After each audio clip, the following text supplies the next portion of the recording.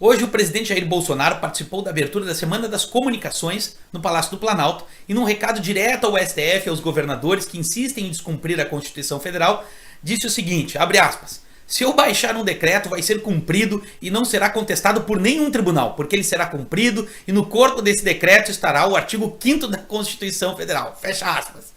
Isso é reflexo das manifestações do dia 1º de maio, momento em que a sociedade dá um recado bem claro a todas as autoridades do país. Apoio ao presidente, liberdade e autorização para que ele faça o que deve ser feito para restabelecer a lei, a ordem e o respeito à Constituição. E com isso, restabelecer as liberdades, direitos e garantias fundamentais previstas no artigo 5º da Constituição que estão sendo violados por governadores e prefeitos. Esses governadores e prefeitos, empoderados por ministros do STF, passaram a impor a toda uma sociedade a ditadura, impedindo cidadãos de trabalhar, ir e vir, se reunir, um verdadeiro absurdo. Destruição da economia, empregos e empresas, miséria e fome. A agenda totalitária socialista sendo imposta de baixo para cima. Num segundo trecho que destaco da fala do presidente, ele trata das redes sociais e a liberdade que vem sendo cerceada, em alguns casos limitada, como aqui no caso do canal Endireitando Brasil. Disse o presidente, abre aspas, estamos na iminência de um decreto para regulamentar o Marco Civil da internet para dar liberdade e punição para quem não respeite o Marco Civil da internet. Fecha aspas. Quem quiser assistir a todo o pronunciamento do presidente, ao final deste vídeo estará à disposição um quadrinho com a indicação do vídeo.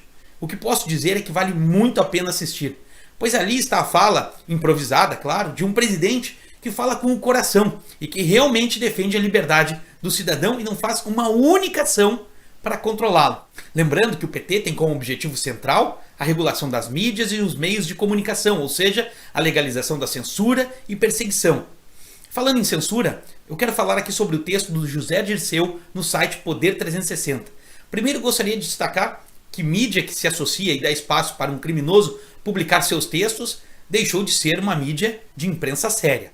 O título do texto é o seguinte, abre aspas, a escalada do governo Bolsonaro contra a liberdade, fecha aspas. Parece uma brincadeira, mas é verdade.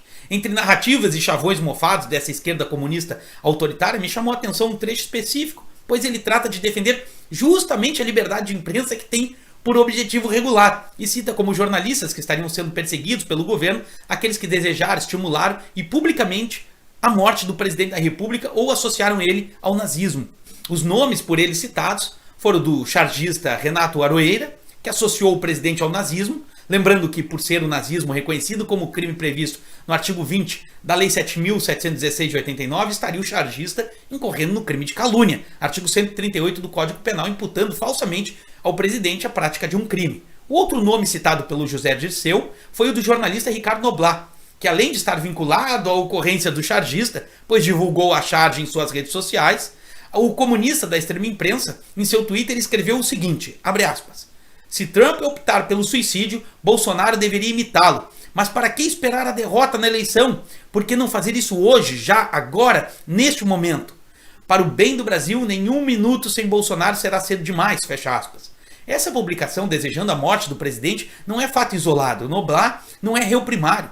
Em outra publicação, o comunista que aparece aqui ao lado de Fidel Castro e que muitos atribuem ser o ministro Marco Aurélio Mello, escreveu o seguinte, abre aspas, do jeito que vão as coisas, cuide-se Bolsonaro, para que não apareça outro louco como o Adélio, fecha aspas. O outro comunista jornalista da extrema imprensa citado pelo José Dirceu foi Eli Schwartzman, que em texto na Foice de São Paulo desejou morte do presidente em maio de 2020. O criminoso José Dirceu saiu em defesa de quem não está fazendo jornalismo, mas cometendo crimes enquanto protegidos pela Constituição Federal no tocante à liberdade de imprensa.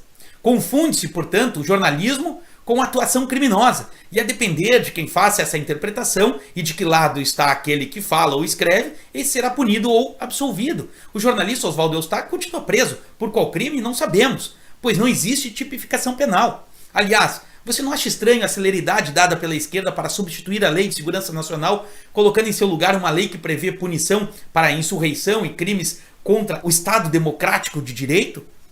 Com a aprovação dessa lei, estaria sendo criada uma tipificação penal para enquadrar o jornalista Oswaldo Eustáquio? Quero chamar a sua atenção agora para um trecho da reportagem do Eli Schwartzman, diz o seguinte, abre aspas, aqueles que abraçam éticas consequencialistas não estão amarrados pela moral tradicional, fecha aspas. Percebe o motivo pelo qual o comunista tem com tanto ódio da religião cristã? Pois os nossos valores morais que moldaram a civilização ocidental, que não são consequencialistas, é a última barreira aos desejos mais pervertidos e diabólicos dessa gente. Na sequência ele continua, abre aspas, no consequencialismo todas as vidas valem rigorosamente o mesmo. A morte do presidente torna-se filosoficamente defensável se estivermos seguros de que acarretará número maior de vidas preservadas, fecha aspas. Aqui está o raio-x de uma mente revolucionária diabólica. Os fins justificam os meios e as narrativas têm mais valor que os fatos.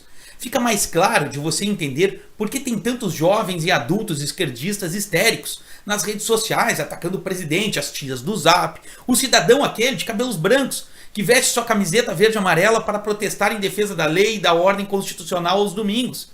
Fica mais claro de você entender quando falo do Daniel Silveira, Oswaldo Eustáquio, até mesmo o Alan Santos lá do Terça Livre. Basta rotulá-los de blogueiros bolsonaristas, deputado bolsonarista, que o consequencialismo produz seus efeitos práticos. Ou seja, o ódio mortal que justifica o arbítrio, o totalitarismo, a inconstitucionalidade. Quando se fala que há necessidade de que as pessoas tenham mais contato com a palavra de Cristo, é justamente por isso. Pois foi a religião cristã que converteu a sociedade bárbara numa sociedade ocidentalizada. Quando você vê aquelas manifestações da esquerda, seminus, fazendo pornografias, promiscuidades, escarnecendo a imagem de santos cristãos e até mesmo a imagem de Cristo, você está na realidade voltando ao passado. No início dos séculos 13 e 4, você está diante de bárbaros.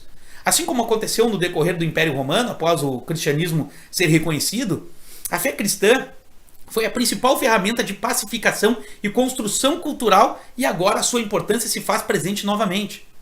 Acho que é o Alan dos Santos que sempre diz que trata-se de uma guerra pela liberdade e cultural, mas mais do que tudo é uma guerra espiritual. Se for ele tem toda a razão.